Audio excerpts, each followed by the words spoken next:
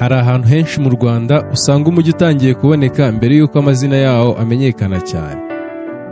Amazu mashya arubakwa, imihanda iragurwa, ibikorwa by'ubucuruzi biriyongera, n'abantu bakagenda bahitamo kuhatura. Uyu munsi turerekeza Bishenyi, agace kegereye Ruyenzi mu karere ka Kamonyi ku muhanda uhuza Kigali na Muhanga. Aha ni hamwe mu hantu umuntu ashobora kubona impinduka z'imiturire ziri kwihuta. Iyo uhageze, ikintu cya mbere gishobora kugutangaza ni amazu. Hari amazu mashya yubatswe mu buryo bugezweho, amwe afite igishushanyo mbonera gitandukanye n'imiturire umuntu yari asanzwe azibona muri aka gace. Kandi uko ugenda ureba hirya no hino, ubona ko Bishenyi itakiri ahantu abantu banyuramo gusa. Hari abahatuye, hari abahakorera, hari abahacururiza, hari n'abagenda bahitamo kuhagira iwabo.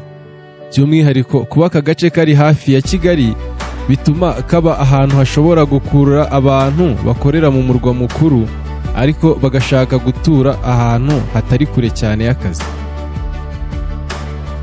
Niyo mpamvu Ruyenzi n'ibice biyegereye byagiye bigaragaramo ubwiyongere bw'imiturire n'ibikorwa by'ubucuruzi. Ariko Bishenyi ntago ari amazu gusa. Reba neza ibikorwa by'ubwikorezi ku muhanda wa Kigali Muhanga, imodoka nyinshi zirahanyura buri munsi. Bisi zitwara abagenzi zirahanyura, kandi hari na gare ya Bishenyi ihuza aka gace n'ingendo zitandukanye.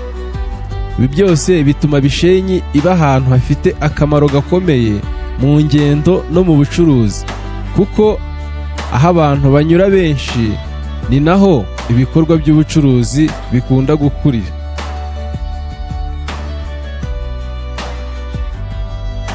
Ariko hari ikindi kintu gikomeye kurushaho. Ejo hazaza ha Bishenyi hashobora kuba hatandukanye cyane n'uyu munsi.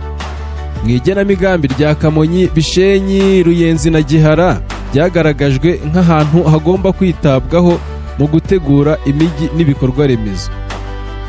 Hari igitekerezo cyo guteza imbere agace kagari gahuriza hamwe ibi bice, kagashyirwamo imikoreshereze y'ubutaka iteguye neza n'imyubakire ijyanye n'umujyi ugezweho. Ibi bivuze ko ibyo tubona uyu munsi bishobora kuba ari intangiriro gusa. Tekereza Bishenyi ejo. Amazu menshi agezweho, inyubako z'amagorofa, imihanda itunganyijwe neza, ahantu hateganyirijwe ubucuruzi, ahantu ho gutura, ahantu ho kuruhukira, ahantu ho gukinira harimo stade, n'ubwikorezi bworohereza abantu kuva Bishenyi bajya Kigali cyangwa Muhanga. Iyo urebye ibyo bikorwa byose hamwe, ubona ko aka gace gashobora kuba kamwe mu duce tuzagenda twagura umujyi wa Kigali mu buryo bw'imikoreshereze y'abantu, nubwo kari mu karere ka Kamonyi. Ese umuntu ushaka gutura hafi ya Kigali ariko adashaka gutura hagati mu mujyi, Bishenyi na Ruyenzi bishobora kumubera igisubizo? Birashoboka, kuko intera ni ngufi. Hari umuhanda munini, ndetse utezwe no kuvugururwa, umuhanda ukiyongera n'amayira agakorwa neza. Hari ubwikorezi, hari ibikorwa by'ubucuruzi, kandi imiturire agenda yiyongera. Igenamigambi rya Kamonyi naryo rigaragaza ko kuba aka karere kegereye Kigali ari kimwe mu bituma ibikorwa by'imiturire n'ubwubatsi bikomeza gukura. Ariko hari ikintu kimwe tutagomba kwibagirwa. Umujyi mwiza ntabwo wubakwa n'amazu gusa, wubakwa n'imihanda, wubakwa n'amazi, wubakwa n'isuku, wubakwa n'ibikorwa remezo, wubakwa n'ahantu abantu bashobora gukorera, kuruhukira no gutura neza. Kandi niyo mpamvu igishushanyo mbonera gifite uruhare runini, kuko iyo umujyi uteguwe mbere y'uko wubakwa cyane, biroroha kuwugira mwiza, utekanye kandi ukoze neza. Uyu munsi Bishenyi ushobora kuba uyibona nk'agace kari gukura, ariko iyo urebye imbere ushobora kubona indi shusho. Umujyi mushya uri kuvukira ku muhanda wa Kigali Muhanga. Umujyi ushobora guhuza imiturire igezweho, ubucuruzi, ubwikorezi n'ibikorwa remezo.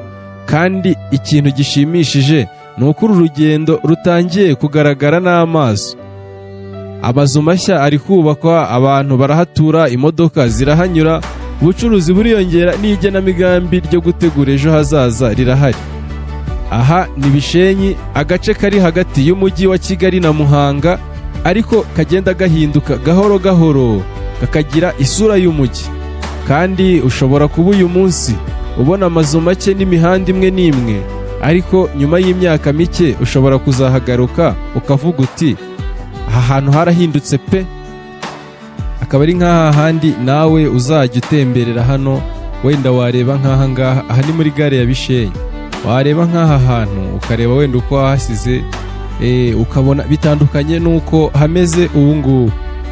N'ubu ngubu uharebye abantu bahaheruka kera, ntabwo ubu ngubu urabona ko haratandukanye. Aha ni Bishenyi, aha ni muri gare, ni ahantu ubona ko ibikorwa bitandukanye biba biri kugenda bihabera. Abantu babaye benshi aha hantu. Bishenyi kuva kera ni ahantu hari hazwi, ariko nanone bitandukanye n'uko izwi ubu ngubu. Imiturire y'aha ngaha yari imiturire iri aho ngaho isanzwe, hatuye abantu bakeya cyane mbarwa, ariko ubu nk'uko mubibona izo modoka zose ziba ziparitse muri gare ni imodoka ziba zizana abagenzi bataha aha ngaha za Bishenyi, bataha muri izi nce z'aha hafi. U Rwanda rero ni igihugu kigenda kizamuka, gitera imbere mu buryo bufatika, mu buryo bugaragara impande n'impande. Niyo mpamvu ubu ngubu umuntu uri kuba afite ahantu ho gutura, umuntu wifite UPI yiwe, ari umuntu ubu ngubu biba bivugwa ko ameze neza. Gusa buri wese agira uburyo ki yaba ameze neza akoramo na business ziwe, ariko sinabura kukwereka ko Bishenyi ni ahantu nagutembereje ngira ngo urebe movement ziba zihari, nk'uko twagiye tubibabwira, moto ziba zihari, ubucuruzi bugiye butandukanye, ndetse hari n'inganda zimwe na zimwe zigiye ziri muri aka gace. Hari nk'ibitaro by'amaso biri kujyayo naho uca ahangaha Bishenyi werekeza ku bitaro by'amaso. Komeze dutemberane rero, ugende ureba muri aya mashusho yose agiye atandukanye, ugende ureba Bishenyi. Urabona hejuru iyo ngiyo hariyo amazu agiye yubatswe nk'amazu y'abantu bafite inoti, amazu agiye ageretseho, kwa kundi umuntu yubaka ibyo yifuza.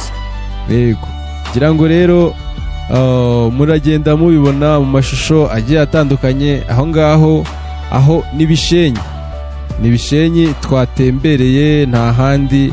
Yego, niyo mpamvu kuri B Rwanda dukomeza gutembera mu Rwanda, tukareba ahantu hagiye guhinduka, tukabereka uko u Rwanda rwubatse uyu munsi n'uko rushobora kuzaba rumeze ejo hazaza. Bishenyi na Ruyenzi, umujyi uri gukurira hafi ya Kigali. Aho bari kumwe nanjye Emson Bakunda kuri B Rwanda. Reka mbasabe gukora subscribe, mbasabe gukora share, like. Aho ngaho komeze mutwereke urukundo no kudushyigikira, ubundi dukomeze twibanire cyane. Ndabakunda cyane. Ciao ciao.